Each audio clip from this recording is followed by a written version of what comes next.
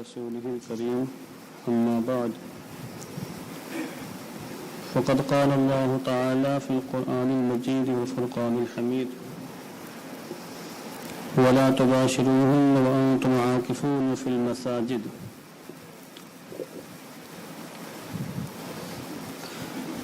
صدق الله العظيم وصدق رسوله النبي الأمين المكين الكريم ونحن على ذلك لمن الشاهدين والشاكرين والحمد لله رب العالمين. نہایت عقیدت و احترام کے ساتھ دل لگا کر اپنی اور ساری کائنات کے مرکزی عقیدت حضور رحمت عالم جان عالم فخر بنی آدم سید الانبیاء والمرسلین رحمت للعالمین ارواحنا فداہ جناب محمد رسول اللہ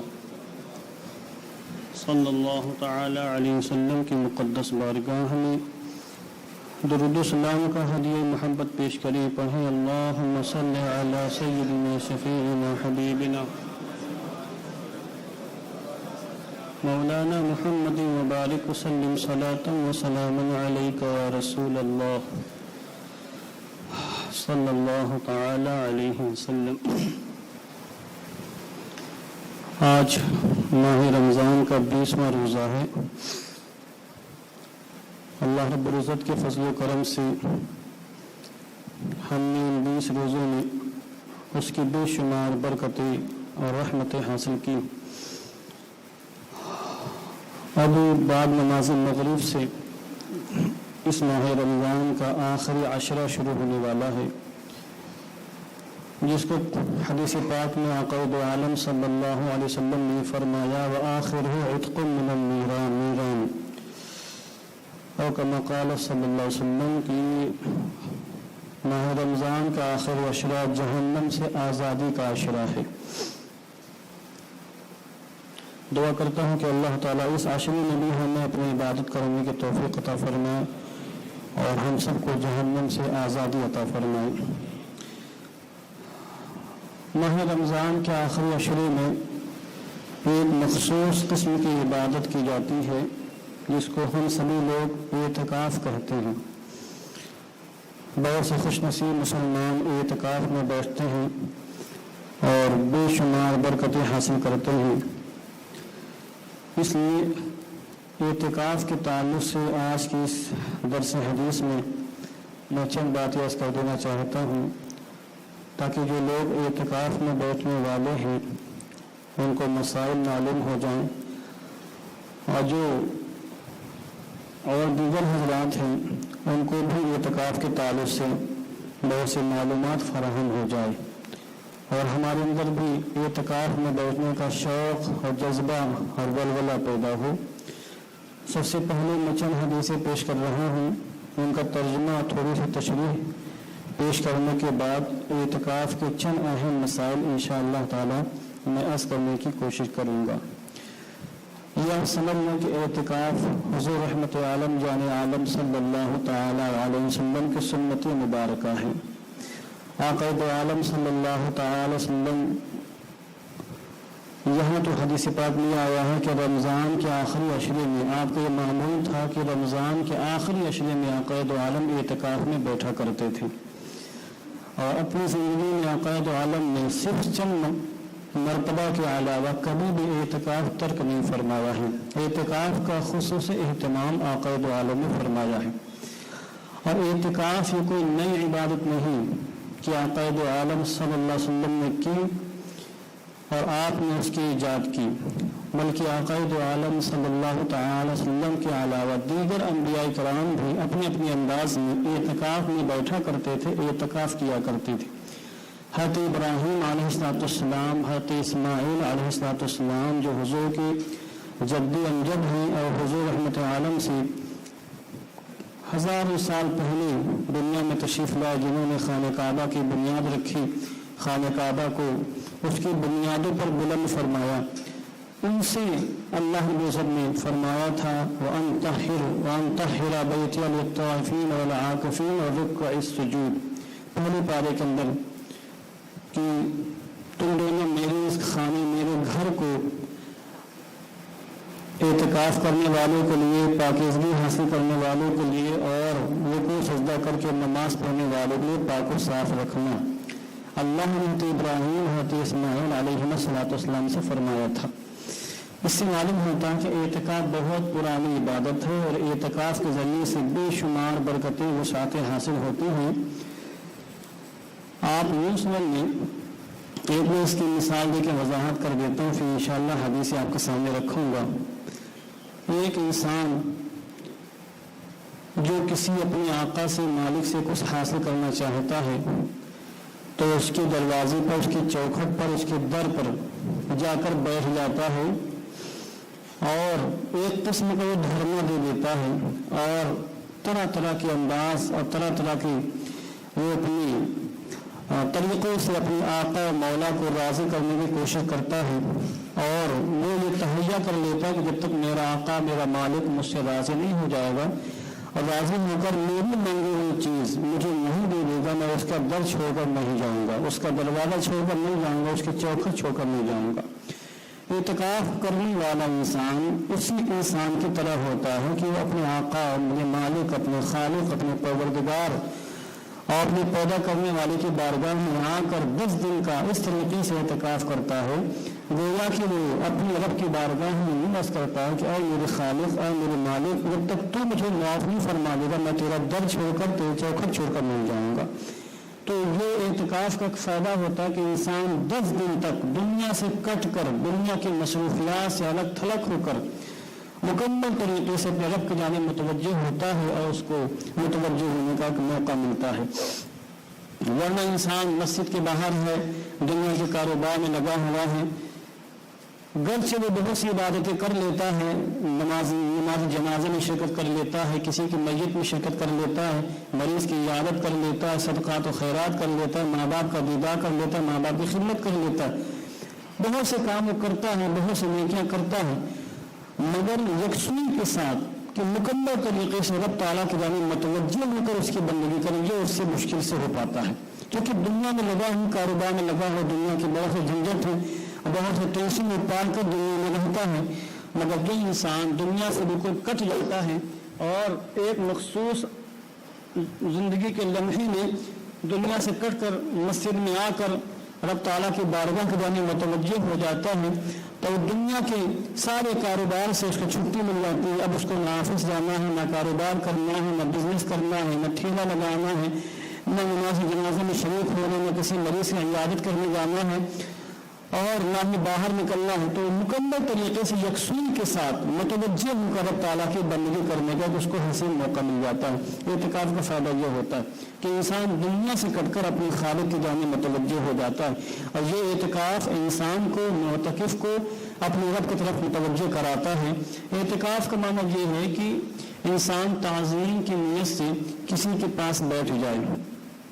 और जो लोग ज़माने जाहिलियत में बुतों की पूजा किया करते थे, जानवरों की पूजा किया करते थे, अपने हाथों से मुजस्समे बनाते थे, उनको अपना खुदा, अपना मालिक कहा करते थे, तो उनके सामने वो ताज़ीम से बैठे रहते थे, पलथी मारकर दो जाने होकर ताज़ीम से हाथ बांध के खड़े रहते थे। उनके बारे में कुरान मुक़द्दस में आकिफून का लफ्ज़ इस्तेमाल हुआ है, आकिफून, कि ये लोग अपने बुतों के सामने, झूठे माबूदानी बातिला के सामने लोग बिल्कुल मुतवज्जो होकर बैठे रहते हैं। ये एक उसका लुग़वी माना है कि ताज़ीम के साथ किसी के सामने बैठ जाना, और उसका हकीकी शरई माना जो है, शरीयत इस्लामिया ने एतिकाफ का माना क्या बयान किया कि इंसान इबादत की नीयत से, अल्लाह ताला की बंदगी की नीयत से मस्जिद में आकर एतिकाफ करे बैठ जाए और उसका बाकायदा मखसूस दिन है। अभी इंशाअल्लाह हदीस सुनी, फिर थोड़ी सी तशरीह करता हूँ मैं।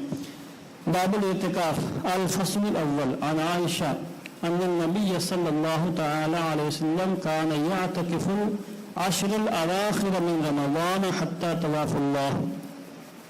हज़रत आयशा सिद्दीक़ा रज़ियल्लाहु तआला अन्हा सबकी माँ, इनसे मरवी है कि नबी पाक सल्लल्लाहु तआला अलैहि वसल्लम रमज़ान के आखिरी अशरे में एतिकाफ में बैठा करते थे, रमज़ान के आखिरी अशरे में।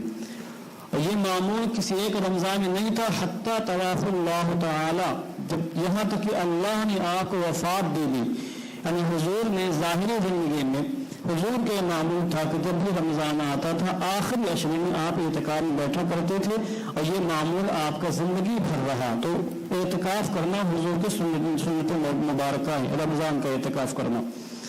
उसके बाद फरमाती हैं सुम्मा अतकफ़ अज़वाजुहु मिन बादिही, फिर हुजूर के विसाल के बाद आपके अज़वाज मुतहरात, आपकी पाकीज़ा बीवियों ने भी एतकाफ़ का एहतमाम फरमाया। औरतें भी एतकाफ़ कर सकती हैं, बस ये कि औरतें अपने घरों में एतकाफ़ करें कि घरों में कोई रूम, कोई हजरा या कोई हाल में कोई कोना खास कर दी, उसी कोने में अल्लाह की बंदगी करें। और मस्जिद में मर्द हजरात आकर एतकाफ़ करें। अगली हदीस पाक देखें, इन्हीं बाब एतकाफ में मज़कूर है अन इब्न अब्बास। अब इस हदीस पाक में एतकाफ का जिक्र तो नहीं है मगर रमज़ान का जिक्र आया है और एतकाफ रमज़ान ही में होता है, इसलिए ये हदीस पाक यहाँ साहिब मिशकात ने नोट की है। हज़रत अब्दुल्लाह इब्न अब्बास रज़ियल्लाहु तआला अन्हु से मरवी है, क़ाला, आपने फरमाया, कान रसूलुल्लाह सल्लल्लाहु तआला अलैहि वसल्लम अजवदन नास बिल खैर। ये सुनने की बात है। हज़रत इब्न अब्बास फरमाते हैं कि रसूल पाक सल्लल्लाहु तआला अलैहि वसल्लम भलाई में और खैर में और नेकी में तमाम लोगों में सबसे ज़्यादा सखी थे। आज से बड़ा कोई सखी न पैदा हुआ न क़यामत तक पैदा हो सकता है। वाह क्या जूदो करम है शहे बतहा तेरा, नहीं सुनता है नहीं मांगने वाला तेरा। तो हुज़ूर रहमत आलम तमाम लोगों में सबसे ज़्यादा सखावत करते थे। ये आम दिनों की बात है, आम दिनों में। वकान अजवद मा यकून फी रमज़ान, और हुज़ूर रमज़ान में सबसे ज़्यादा सखावत फरमाया करते थे। आम दिनों में सखावत के मामले में कोई हुज़ूर का मुकाबला नहीं कर सकता था, तो रमज़ान में हुज़ूर की सखावत जो अरोज पर होती थी उसमें हुज़ूर का मुकाबला भला कौन कर सकता है। देखिए रमज़ान ये सखावत का महीना है, इससे पहले मैंने हदीस पाक में अर्ज़ किया है। और सखावत करना दर हकीकत परवरदिगार आला हमारे खालिक व मालिक की सुन्नत है कि अल्लाह रब्बुल इज़्ज़त जो हमें पैदा करने वाला है वो रमज़ान में, वैसे तो आम दिनों में उसकी सखावत का आलम यह है कि मोमिन बंदों को भी देता है और वो लोग जो कुफ्र करते हैं, उसका इनकार करते हैं, उस पर ईमान नहीं रहते, उनको भी अता करता है, खिलाता पिलाता, किसी को भूखा नहीं मारता, ये उसकी सखावत का आलम। और रमज़ान में अल्लाह की सखावत का आलम ये है कि हदीस पाक में आया कि रमज़ान का महीना आता है तो रहमत के दरवाजे खोल दिए जाते हैं, जन्नत के दरवाजे खोल दिए जाते हैं, जहन्नम के दरवाज़ों को बंद कर दिया जाता है और उसकी बारगाह से झमाझम रहमतें इलाही की ये बरसात होती है, कोई भी बंदा मोमिन उससे महरूम नहीं होता है। ये अल्लाह की सखावत का मामला। और हुज़ूर रहमत आलम अल्लाह के मज़हर अतम है, मज़हर कामिल है। तो हुज़ूर चूँकि अल्लाह की मखलूक में सबसे अज़ीम हस्ती है, इसलिए हुज़ूर रहमत आलम रमज़ान में अल्लाह की सुन्नत पर अमल करते हुए खूब खूब सखावत फरमाया करते थे। इल्म की सखावत हो, तक़वे की सखावत हो, परहेज़गारी की सखावत हो, दौलत की सखावत हो, जन्नत की सखावत। हुज़ूर रहमत आलम बिन मुजस्सम को अल्लाह ने जो कुछ अता फरमाया और सब कुछ अता फरमाया, तो हुज़ूर रहमत आलम उसमें बहुत ज़्यादा सखावत फरमाया करते थे। अब देखिए तिलावत कुरान की भी सखावत। कान जिब्राईल यल्क़ाहु कुल्ल लैलतिन फ़ी रमज़ान, हर रमज़ान में जिब्रील अमीन हुज़ूर से मुलाकात करने का शरफ हासिल करते थे, हुज़ूर की बारगाह में आते थे और हुज़ूर का खूबसूरत चेहरा देखा करते थे। या अरज़ु अलैहि नबी सल्लल्लाहु अलैहि वसल्लम अल-कुरान, जिब्रील अमीन हुज़ूर की बारगाह में आते तो हुज़ूर जिब्रील अमीन से कुरान मुक़द्दस के दौर करते थे, खुद पढ़ते थे जिब्रील अमीन, पूरा कुरान सुनते थे, हुज़ूर पूरा कुरान पढ़ते थे जितना कुरान नाज़िल हुआ था।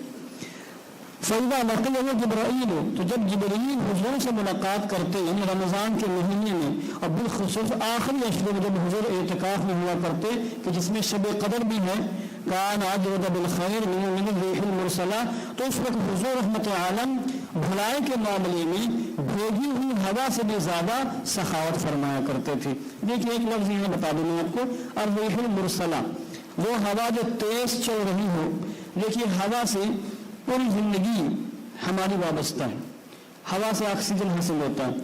हवा अगर ना हो तो इंसान और जानदार जिंदा नहीं रह सकता। कोई भी जानदार हो जो पानी के बाहर रहते हैं उनके लिए हवा ज़रूरी है, और पानी के अंदर जो जानवर हैं उनके लिए अल्लाह ने पानी के अंदर ऑक्सीजन रखी है, उनके लिए पानी के ज़रिए उनको ऑक्सीजन मिल जाती है। तो हवा बहुत सखी है, हवा ही के जरिए बारिशें होती हैं, क्योंकि हवा बादलों को पहुँचाती है, बादलों को लाती है, हवा के जरिए ज़मीन से सब्जा उगता है। کہ ہوا نہ ہو تو کھیتوں نہیں ہو سکتی ہے، ہوا کے ذریعے انسان زندہ رہتا ہے۔ ہوا اتنی سخی ہے کہ سخاوت کے معاملے میں اللہ کی مخلوق میں غیر جاندار میں ہوا کا کوئی مقابلہ نہیں کر سکتا۔ اب دیکھیے ہم ہوا کے اتنے محتاج ہیں، اتنی حاجت مند ہیں، تو اللہ نے ہوا کو ہماری ناک کے قریب رکھا ہے یہاں پر کہ جب بھی ہم کو حاجت ہوتی ہے ہم اس کو یوں لے کے سانس لے لیتی ہیں اور ہماری زندگی آگے بڑھ جاتی ہے۔ اگر یہی ہوا کسی مخصوص مقام میں ہوتی، کوئی حجرہ ہوتا، کوئی کمرہ ہوتا، کوئی اسٹاک ہوتا، وہاں ہوا ہوتی اور ہمیں ہوا لینا ہوتا وہاں بھاگتے جاتے تو ہم زندگی گزارتے کہ ہوائی دن بھر لیتے رہتے، پریشان ہو جاتے۔ تو اللہ کا کرم کہ جس چیز کو انسان کو جس چیز کی زیادہ حاجت تھی وہ چیز فراہم زیادہ کی ہے۔ پانی کے بھی ہمیں عادت ہے مگر ہم پانی کے بغیر 2-4-5 گھنٹہ جی سکتے ہیں، اور ابھی تو الحمدللہ 15 گھنٹہ پانی کے بغیر بھی نہیں۔ تو اللہ نے پانی ہمارے ناک کے قریب نہیں کیا اور نہ ہم پریشان ہو جاتے ہیں۔ پانی کے لیے زمین میں ہر جگہ اللہ نے پانی رکھا ہے کہ انسان جہاں بھی رہے، جہاں بھی پانی کی حاجت ہو زمین کھود کر پانی نکال لی اور پھر آسمان سے اللہ تعالیٰ پانی کی بارش نازل فرما دیا کرتا ہے۔ میں یہ کر رہا ہوں کہ ہوا بہت سخی ہے کہ ہوا کی سخاوت کا کوئی معاملہ کوئی نظیر اس کی سخاوت کی نہیں ہے، مگر حضرت عبداللہ بن عباس فرماتے ہیں کہ رمضان کے مہینے میں جب جبریل امین حضور سے ملاقات کرتے اور قرآن مقدس کا دور ہوتا، اس وقت خیر میں اور بھلائی میں حضور رحمۃ عالم اس تیز ہوا سے بھی زیادہ سخاوت فرمایا کرتے تھے۔ سخاوت میں کوئی نظیر کوئی مثال حضور رحمۃ عالم جان عالم صلی اللہ تعالی علیہ وسلم کی نہیں ہے۔ اب دیکھیے حدیث پاک اور جس میں حضرت عائشہ صدیقہ رضی اللہ تعالیٰ عنہ حضور رحمت عالم کا معمول بیان فرما رہے ہیں اور اس سے بہت سے مسائل معلوم ہوں گے۔ وعنہا اور حضرت عائشہ صدیقہ ہی سے مروی ہے السنۃ علی المعتکف، معتکف اعتکاف میں بیٹھنے والے کے لیے سنت یہ ہے، یعنی طریقہ یہ حضور کا طریقہ یہ ہے کہ اللہ یعود مریضا کہ کسی مریض کے وہ عیادت نہ کرے۔ مسجد کے اندر ہے تو گھر میں یا پڑوس میں کوئی بیمار ہو گیا تو نکل کر عیادت نہ کرے، ایک بات۔ ولا یشہد جنازۃ اور جنازے میں شریک بھی نہ ہو، کسی کا انتقال ہو گیا جنازے میں نہیں جا سکتا، گیا تو اعتکاف ختم فاسد ہو جائے گا۔ ولا یمس المرأۃ اور اپنی بیوی کو نہ چھوئے۔ ولا یباشرھا بیوی کے پاس نہ لیٹے۔ ولا یخرج لحاجت اور کسی حاجت کے لیے مسجد کے باہر نہ جائے، الا لما لا بد منہ مگر وہ حاجت جو بہت ضروری ہے، جیسے پیشاب پخانے کی حاجت اس کے لیے نکل سکتا ہے، اور مسجد میں کوئی انسان ناپاک ہوگا احتلام ہو گیا تو ظاہر سی بات مسجد کے اندر تو نہا نہیں سکتا، مسجد کے باہر جا کے وہ غسل کرے گا۔ اس کے بعد فرماتی ہیں ولا اعتکاف الا بصوم، اعتکاف روزے کے بغیر ہے ہی نہیں، جس کو اعتکاف کرنا اس کو روزے بھی رکھنا ہے، روزے چھوڑ کر اعتکاف نہیں کر سکتا۔ ولا اعتکاف الا فی مسجد جامع اور اعتکاف اسی مسجد میں ہوگا جہاں جماعت کے ساتھ نماز ہوتی ہو، اور جس مسجد میں جماعت کے ساتھ نماز نہ ہوتی ہے وہاں کسی امام کا کوئی اہتمام نہ ہو اس مسجد میں اعتکاف نہیں کر سکتے۔ یہ رواہ ابو داؤد۔ ابھی میں مسائل بیان کروں گا، ایک حدیث پاک اور دیکھ لیں۔ آپ کے ذہن میں سوال پیدا ہو رہا ہوگا کہ جو انسان اعتکاف میں آ گیا جہاں ایک طرف اس کو بہت سے نیکیاں مل جاتی ہیں، یکسوئی کے ساتھ وہ اللہ تعالیٰ کی بندگی کرتا ہے، وہیں بہت سے کام سے چھوٹ بھی جاتے ہیں، بہت سے نیکیوں سے محروم ہو جاتا ہے۔ بھائی اعتکاف میں کوئی انسان بیٹھا ہے، اس کے پڑوس میں گھر کے بغل میں آس پاس میں کوئی بیمار ہو گیا، اب عیادت نہیں کر سکتا۔ عیادت کرنا بہت بڑے ثواب کا کام ہے۔ کوئی مسلمان کوئی مسلمان بیمار ہو جائے اس کے پاس جا کر پوچھے بھائی کیسے ہیں آپ، خیریت تو ہے؟ لا باس اب تو ان شاء اللہ کوئی حیث کی بات نہیں، ان شاء اللہ ٹھیک ہو جائیں گے، یہ بیماری آپ کو پاک کر دے گی۔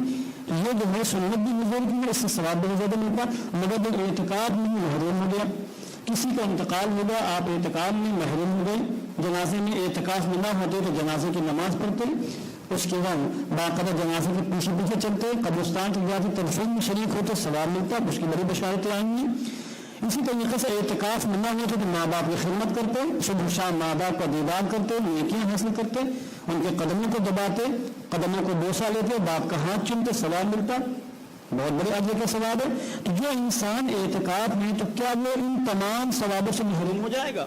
نہیں، اللہ کی رحمت کسی کو محروم نہیں کرے گی۔ حدیث پاک دیکھیں ہم، اس کے بعد آپ کو اندازہ ہوگا کہ جو انسان اعتکاف میں ہے اور اعتکاف میں بیٹھنے کی بنیاد پر جو نیک کام اس سے چھوٹ گئے اور جو نیک کام نہ کر سکا، اللہ تعالیٰ ان تمام نیک کاموں کا ثواب اس کو عطا فرمائے گا، محروم نہیں ہوگا۔ اب دیکھیں آپ، جو اعتکاف میں نہ ہو کر نیکیاں کرے تو اس کو تو صرف ان نیکیوں کا ثواب ہے، اعتکاف کا ثواب نہیں۔ مگر جو اعتکاف میں بیٹھ کر بہت سے نیکیاں نہ کر سکے تو اعتکاف تو الگ عبادت ہے ہی، اس کی برکت سے اللہ تعالیٰ ان نیکیوں کا ثواب بھی اس کو عطا فرمائے گا۔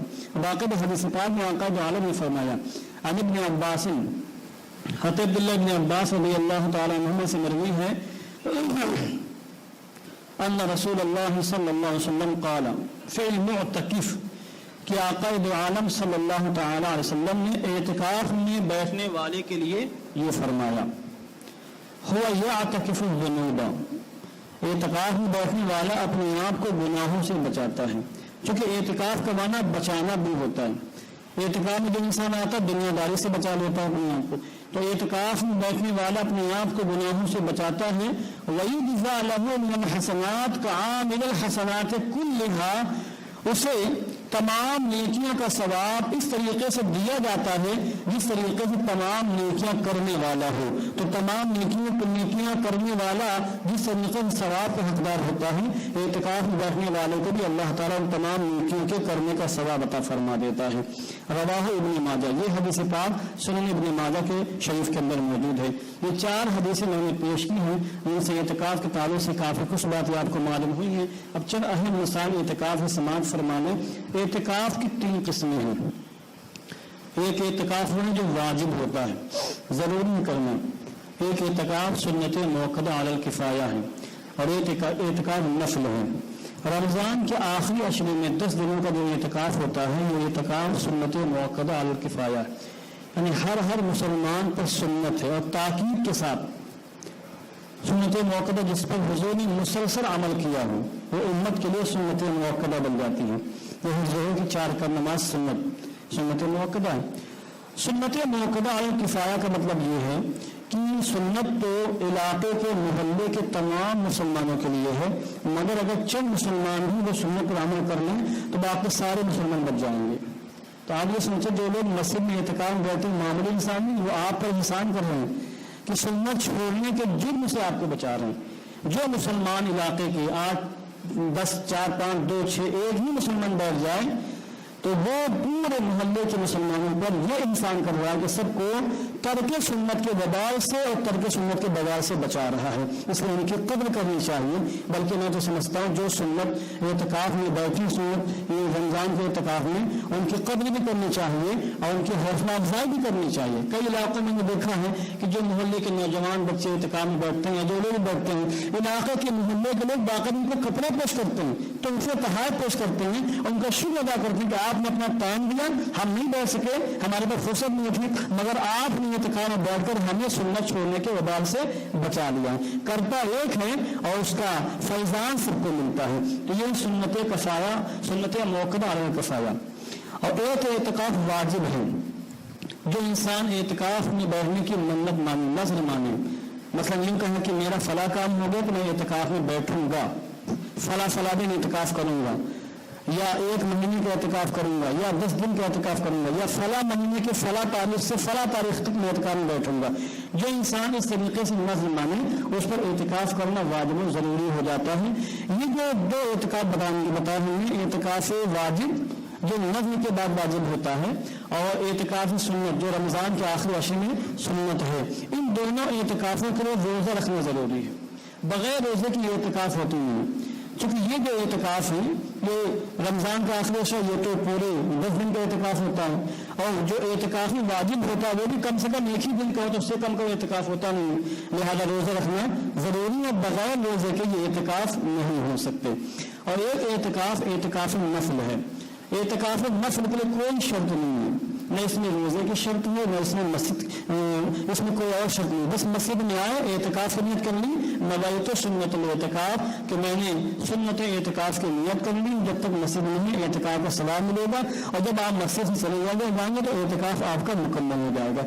ये एतिकाफ 1 घंटे का भी हो सकता है, 2 घंटे का भी हो सकता है, 3, 4, 5 घंटे का भी हो सकता है, और ये 1-2 मिनट का भी हो सकता है। तो ये एतिकाफ कम और ज्यादा होता रहता है, इसमें रोजा नहीं है, इसमें कोई और शक नहीं है। बस जब तक मस्जिद में है एतिकाफ का सवाब पा रही, मस्जिद के बाहर में एतिकाफ आपका मुकम्मल हो गया। मगर ये एतिकाफ नफल अगर 1 दिन का है, कोई शख्स मस्जिद में आया, दिन भर बैठने की प्लानिंग है एतिकाफ में सुबह से शाम तक, तो इस एतिकाफ नफल के भी रोजा जरूरी है। नफली एतिकाफ पूरे दिन का है तो रोजे के साथ होगा, दिन का ना हो तो रोजे के बगैर यह हो सकता है। देखिए एतिकाफ करना खुद चुके एक इबादत है, मस्जिद को देखना भी इबादत है, मस्जिद में आना भी इबादत है। फिर मस्जिद में आकर जो भी आप अच्छे काम करें, सुभान अल्लाह पढ़ें, अल्हम्दुलिल्लाह पढ़ें, तिलावत कुरान करें, या यूं ही बस मदीने के तसव्वुर में बैठे हुए, ये सारे नेक काम हैं। तो बेहतर यह है कि मस्जिद में आने के बाद आप एतिकाफ भी कर लें, ताकि एक मजीद इबादत का सवाब मिल जाए आपको, फ्री फंड की इबादत का सवाब। कुछ करना सिर्फ नियत करना है, तो मस्जिद में आने का, मस्जिद को देखने का, और जो आप इबादत कर रहे हैं उनका सवाब तो मिलेगा ही। मस्जिद आपने अगर एतिकाफ की नियत कर ली तो ये समझ लीजिए कि बोनस आपको फ्री फंड का एक सवाब और मिल जाएगा। इसलिए जो भी इंसान मस्जिद में आए, मस्जिद में कदम रखते ही वो एतिकाफ की नियत कर ले। ये तो खैर यहाँ का मामला है। हरमैन शरीफ में आप जाते हैं, अल्लाह ताला आपको हम सबको तौफीक बाबर अता फरमाए। वहाँ तो हरम शरीफ में, हरम मक्का में एक नेकी 1 लाख नेकी के बराबर, और हरम मदीना मुनव्वरा में एक नेकी 50 लाख नेकी के बराबर। तो जो इंसान हरम में एतिकाफ के नियत से है तो उसका वो एक एतिकाफ 1 लाख एतिकाफ के बराबर हो जाएगा। ये कितना बड़ा फैज़ान इलाही जारी है जिसे हम महसूस कर रहे हैं। ये 3 महीने एतिकाफ की किसने बयान की है। आप मस्जिद में जब भी एतिकाफ की नियत करें तो सवाब मिलेगा। अभी फिर आप अगर नियत की नियत करिए मेरे साथ, नवाइतो सुन्नतुल एतिकाफ, अभी आपका एतिकाफ जारी हो गया, अब जब तक आप मस्जिद में एतिकाफ का सवाब पाते रहेंगे। मगर एक बात का ख्याल रखिएगा, मस्जिद की बेहुरमती किसी भी तरीके से नहीं होनी चाहिए। जो लोग एतिकाफ में बैठे, मैं देखता हूँ बहुत से लोग एतिकाफ में बैठे दिन भर सोते रहते हैं, ये गलत बात है। आप एतिकाफ में बैठे हैं कि अल्लाह की इबादत हो, अल्लाह की बंदगी हो, तो बकदर हाजत सुनी। इंसान की जो हाजत है 4 घंटा 5 घंटा आम दिनों में जो आप सोते हैं उतना सोने की इजाजत आपको। मगर आप 24-24 घंटे 12-12 घंटे और पूरे दिन रोजा आप सोने ही में काट दे तो एतिकाफ में सादा क्यों? आप क्यों आए थे एतिकाफ करने? घर में सो रहे थे, आपको सोने था। एतिकाफ का मतलब ही ये है कि आप अल्लाह की इबादत करें, अल्लाह की बंदगी करें, न ये कि आप सोने में घुसा दे। कुछ लोग एतिकाफ बैठ कर बतियाते रहते हैं, मोबाइल में लगे रहते हैं। अल्लाह ने मोबाइल में क्या देखते हैं? हम तो खुश ऐसा लगते हैं कि शायद वो कोई दीनी मैसेज पढ़ रहे होंगे, कुरान शरीफ की तिलावत कर रहे होंगे, मगर देखने वाले क्या समझेंगे कि ये हज़रत मोबाइल में कुड़ क्या कर रहे हैं मस्जिद के अंदर बैठ करके। तो ये भी समझने की बात है कि मस्जिद का अदब एहतराम हो। आजकल आप देखते होंगे कि ज़ुहर की नमाज के बाद मस्जिद में इस कदर कसीर तादाद में लोग सोते हैं, ऐसा मालूम होता है कि मस्जिद में कोई मुसाफिर खाने हैं, कोई सोने का रूम है, कोई ये सोने का हुजरा है कि लोग आ रहे हैं बराबर इस तरीके सो रहे हैं कि ज़ुहर के बाद से असर तक मुसलसल लोग सोते रहते हैं। हत्ता कि नमाज पढ़ने वालों को नमाज पढ़ना बेघर हो जाता है, कोई पीछे पढ़ना से नहीं पढ़ सकता, आगे आगे उसको पढ़ना पड़ता है। ये भी एक गलत तर्ज जिंदगी है। मस्जिद में सोने की फ़कत इतनी इजाज़त है कि आप बाहर से आए थके हुए हैं, नमाज पढ़ने, थोड़ी देर अल्लाह का जिक्र करें और थोड़ी देर मस्जिद में लेटकर आप आराम करें, बस इतनी इजाजत मिली शरीयत इस्लामिया में। ये नहीं कि आप 5-5, 6-6 घंटा सोते रहें। मस्जिद का अदब एहतराम इस तरह करना है कि मस्जिद के अंदर रियाज खारिज करना, अपने जिस्म की बदबू निकालना दुरुस्त नहीं, जायज़ नहीं है। अब जो इंसान मस्जिद में सोएगा, जाहिर सी बात है सोने के बाद इंसान को होश नहीं होता, हम कहाँ हैं, बदन ढीला हो जाता है, और जब बदन ढीला होगा तो वजू टूटेगा, वजू क्यों टूटेगा? इसलिए कि मुमकिन है कि उसकी हवा खारिज हुई है, उसकी रियाह निकली है, तो अब रियाह निकलने से वजू टूटा, और रियाह कहाँ निकली? मस्जिद के अंदर निकली। तो ये बेगमती क्यों है? इसलिए कि बिला वजह सोए मस्जिद में आकर के। तो जो लोग मस्जिद में सोने की आदत बना रहे हैं, मैं आपसे गुजारिश करता हूँ, इल्तिमास करता हूँ कि खुदारा आप अपने ऊपर रहम करें। रमजान का महीना नेकियां कमाने के लिए, नेकियां ज़ाया करने के लिए नहीं है। आपको सोने की हाजत है तो मस्जिद ठीक है, मुसाफिरों के लिए सोने के लिए है, मगर उसका तरीका है कि आप आए, वजू करिए, थोड़ी देर अल्लाह का जिक्र करिए और एक कोने में कहीं जाकर थोड़ी देर आराम कर लें, आपकी थकावट दूर हो जाए, राहत حاصل ہو جائے، چستی پھرتی آ جائے، اللہ کے گھر آپ کا بھی سنے رکھا، مگر یہ مطلب نہیں کہ 5-6 گھنٹہ زور سے لے کر اثر تک مسلسل آپ سوتے ہوئے رہیں، خبراتیں لیتے رہیں، موبائل دیکھتے رہیں، ایک کونے میں لیتے رہیں، آنے والوں کو دشواری ہو، یہ ساری باتیں وہ ہیں جو پھر انسان کے اعمال کو برباد کر دیتی ہیں۔ ایک حدیث پاک میں آیا ہے کہ مسجد کے اندر دنیاوی باتیں کرنا، دنیا کی باتیں مسجد میں کرنا انسان کی نیکیوں کو اس طریقے سے برباد کر دیتا ہے جس طریقے سے آگ جلا کر لکڑی کو راکھ کر دیتی ہے۔ یہ سمجھ لیں آپ، تو باتیں کرنے سے چونکہ مسجد کی بے حرمتی ہوتی ہے، تو بلا وجہ مسجد کے لیے سونے سے مسجد کی بے حرمتی نہیں ہوتی، ریا خارج کرنے سے کیا بے حرمتی نہیں ہوتی ہے۔ اس ان تمام باتوں سے بچنا لازم ضروری ہے۔ اور اس کے بعد جو انسان اعتکاف میں بیٹھا ہے وہ باہر نہیں نکل سکتا، نہ کھانے کے لیے نکل سکتا ہے، نہ پانی پینے کے لیے نکل سکتا ہے، نہ کسی جنازے میں شریک ہو سکتا ہے، اور نہ ہی وہ کسی مریض کو دیکھنے جا سکتا ہے، اور نہ ہی وہ نہانے کے لیے باہر جا سکتا ہے۔ چند صورتیں، پیشاب کرنے کے لیے باہر جا سکتا ہے، پاخانہ کرنے کے لیے باہر جا سکتا ہے، اور اگر وہ ناپاک ہو جائے تو ناپاکی دور کرنے کے لیے باہر جا کے وہ غسل کر سکتا ہے۔ اور وہ کسی ایسی مسجد میں کسی نے اعتکاف کیا کہ جس مسجد میں جمعے کی نماز نہیں ہوتی، باقی نمازیں تو ہوتی ہیں مگر جمعہ وہاں نہیں ہوتا، چھوٹی مسجد ہے، آج بھی بہت سی مسجدیں ایسی ہیں جہاں جمعے کی نماز نہیں ہوتی، تو جمعے کی نماز پڑھنے کے لیے کسی اور مسجد میں جا سکتا ہے، بس اتنی اجازت ہے، اس سے زیادہ نکلنے کی اجازت نہیں ہے۔ ایک صاحب آئے ہمارے پاس سوال کرنے کے لیے کہ بڑی گرمی ہوتی ہے، پسینے سے بدبو آنے لگتی ہے، مسجد کے اندر بدبو دل سے بدبو تو اچھا نہیں معلوم ہوتا ہے، تو آپ ہمیں اجازت دے کہ میں جا کے غسل کر لوں۔ ہمیں کوئی اجازت نہیں ہے، پسینہ کتنا بھی نکلا ہے، بدن سے کتنی ہی بدبو، آپ اتر لگائیے، بدبو دور کر لیجیے، اپنی پسینہ پوچھ لیجیے، مگر صرف بدبو دور کرنے کے لیے اور جسم کو راحت پہنچانے کے لیے شریعت اسلامیہ نے نہانے کی اجازت دی ہی نہیں، باہر نکل ہی نہیں سکتے۔ اب آپ کی مسجد باہر جائیں گے اعتکاف آپ کا فوراً ختم ہو جائے گا، فاسد ہو جائے گا۔ یہ تو ایسے ہی ہے کہ کوئی شخص یہ کہا کہ بھائی روزے کی حال میں بہت پیاس لگ رہی ہے، برداشت نہیں ہو رہا ہے، لائے 2 دن بھوک پانی پینے کی آپ اجازت دے دیجیے، بہت بھوک لگ رہی ہے، صبح سے کچھ کھایا نہیں، 2-4 لقمہ کھانے کی آپ اجازت دے دیجیے، تو ظاہر بات یہاں اجازت نہیں دی جا سکتی، کیونکہ روزے کی حقیقت ہی یہی ہے کہ انسان کھانے پینے کو چھوڑ دے۔ تو جس طریقے سے روزے کی حقیقت یہ ہے کہ انسان کھانے پینے کو چھوڑ دے، اسی طریقے سے اعتکاف کی حقیقت یہ کہ انسان دنیا سے مکمل قطع تعلق کر لے اور مسجد میں آ کر اللہ اللہ کرے آ کر۔ یہ اعتکاف کی حقیقت، باہر جانے کی اجازت نہیں ہے۔ میں نے جو اہم اور ضروری باتوں کے بیان کر لی ہیں، کسی کو اور کچھ پوچھنا ہے تو ہم سے ملاقات کر کے بعد میں پوچھ سکتا ہے۔ دعا کرتا ہوں کہ اللہ تعالیٰ اس محفل کو قبول فرمائے۔ اللہم صلی علی سیدنا شفیعنا حبیبنا مولانا محمد مبارک وسلم صلاۃ و سلام علیک یا رسول اللہ صلی اللہ علیہ وسلم۔ یا اللہ یا رحمان یا رحیم یا رب العالمین، یہاں جو کچھ بیان ہوا اس بیان کو اپنے مقدس بارگاہ میں قبول فرما لے۔ یا اللہ ہم سب کو اس پر عمل کرنے کی توفیق عطا فرما۔ یا اللہ یا رحمان یا رحیم، اس ماہ مبارک آخری عشرہ آنے والا ہے، یا اللہ بحسن خوبی اس آخری عشرے میں بھی ہمیں تیری عبادت کرنے کی توفیق عطا فرما۔ روزے رکھنے، روزوں کا اہتمام کرنے، قیام اللیل اور تہجد وغیرہ کا اہتمام کرنے کی توفیق عطا فرما۔ یا اللہ جو حضرات اس آخری عشرے میں اعتکاف میں بیٹھنے والے ہیں، یا اللہ ان کے اندر عزم و حوصلہ پیدا فرما۔ یا اللہ ادب کے ساتھ مسجد میں انہیں رہنے کی توفیق عطا فرما۔ یا اللہ رحمان ہم سب کے اعتکاف کو قبول فرما۔ یا اللہ یا رحمان رحیم ہم سب کو مساجد کا ادب و احترام کرنے کی توفیق عطا فرما۔ یا اللہ جو حضرات بیمار ہیں ان کو صحت کاملہ عاجلہ عطا فرما۔ جو لوگ پریشان حال ہیں ان کی پریشانیاں دور فرما۔ جو لوگ بے روزگار ہیں ان کی رزق میں بے شمار برکت و وسعت نازل فرما۔ ان اللہ وملائکتہ یصلون علی النبی یا ایھا الذین آمنوا صلوا علیہ وسلموا تسلیما۔